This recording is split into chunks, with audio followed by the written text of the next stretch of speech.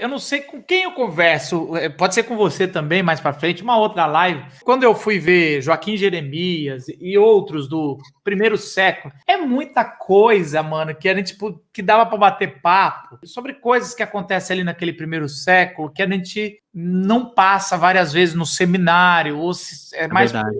Eu ia gostar muito de bater um papo. Que matéria que geralmente é isso? É a sua?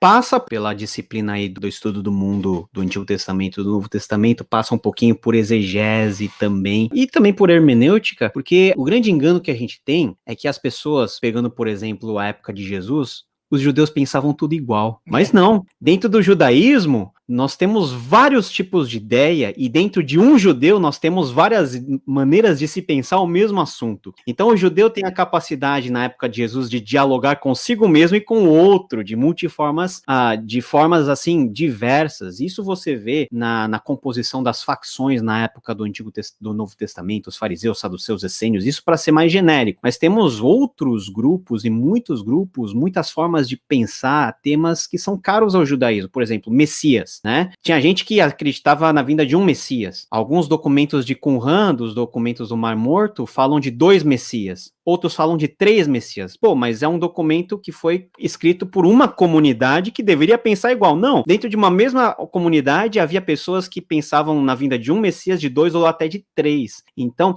essa multiplicidade de fatores é algo, assim, fascinante no mundo do estudo bíblico, porque nos faz pensar em várias possibilidades e é algo inesgotável. Não, e assim, vamos lá. Existe uma diversidade que me parece, ao ler o texto, muito mais aceita do que hoje seria. Por exemplo, os saduceus não acreditavam na vida após a morte. A gente hoje, se alguém não acredita na vida após a morte, a gente nem considera da fé. E lá tava lá, e os caras estavam comandando o templo, porque Saduceu é da tribo de Levi, então tá lá no templo, tá comandando. Assim, tem umas diferenças que elas não dá para nem dialogar. E Jesus nem, vamos dizer assim, tem várias teses sobre isso. Por que Jesus parece que nem bate tão de frente com os saduceus como bate com os fariseus, que é muito mais parecida a teologia do que ficou, na verdade, que é o Paulo, depois virou majoritário com a bênção de Deus na inspiração, mas foi a que venceu ali. Mas a gente vai lendo e vai tendo, mas é muita coisa. Quando eu comecei a entrar nos livros sobre a reconstrução do templo, como Herodes era odiado, o Decápolis, eu tava vendo por que os romanos estavam deixando as 10 cidades, e é tudo ali dentro da Palestina, dando mó BO. Aí a gente vai entender por que tem criação de porcos ali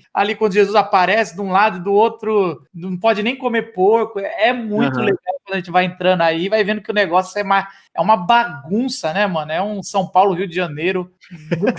É uma bagunça que, naquela época, conseguiu manter um certo tipo de... uma bagunça meio que equilibrada, porque as forças antagônicas, elas se reconheciam como forças legítimas, né?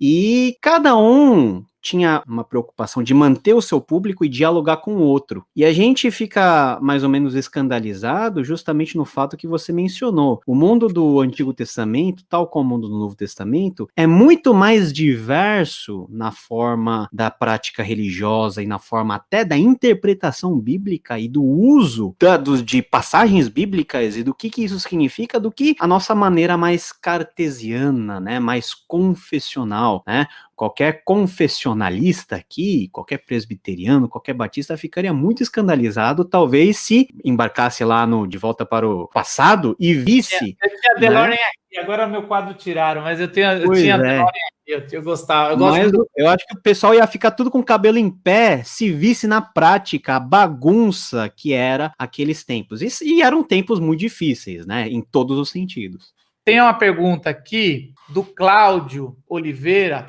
As religiões greco-romanas, isso interferiu muito ali do mundo que vive, que foi entregue ao Novo Testamento? Olha, quando a gente fala de religiões greco-romanas, a gente pode sintetizar na palavra que a gente usou até agora. Era uma bagunça aqui só, né?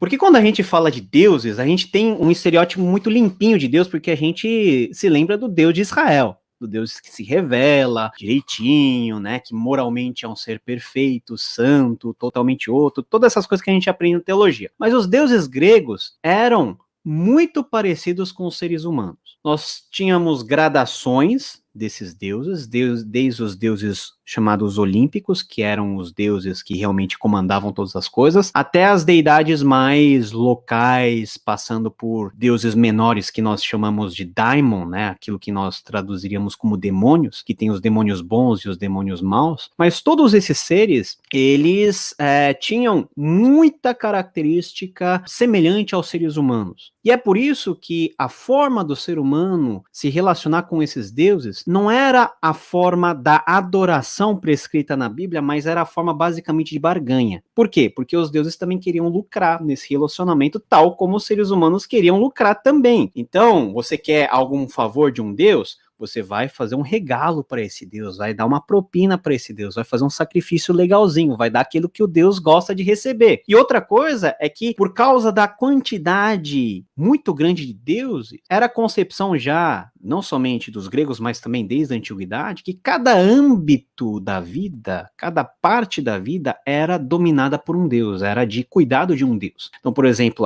sua esposa vai ter um filho, então você vai fazer o sacrifício especialmente ao Deus que cuida desse segmento da existência. Você está doente. Dependendo da doença e que doença for, você vai fazer um regalo especial a um outro Deus. Então, o mundo dos deuses, né, dentro da qual o Novo Testamento ele é revelado, é um mundo totalmente diferente do padrão de divindade judaico e depois cristão. Isso se torna muito visível quando Paulo vai para Atenas e vê aquele mundaréu de deuses em loco. Você imaginou o que é para um judeu, né? O judeu vê uma estátua de um ídolo já é um escândalo, né? Ele morreria por causa daquilo, né? Depois do exílio, os judeus aprenderam a lição, não pode mais idolatrar, porque se a gente idolatrar de novo, a gente não vai mais para o exílio, a gente vai ser destruído de vez. Então, vamos parar por aqui. Paulo vai para Atenas e vê em cada canto, em cada coluna, em cada metro quadrado, um deus diferente. E de tantos deuses, na dúvida, os gregos colocaram lá o tal altar ao Deus desconhecido, porque vai que a gente esquece um, né? E Paulo,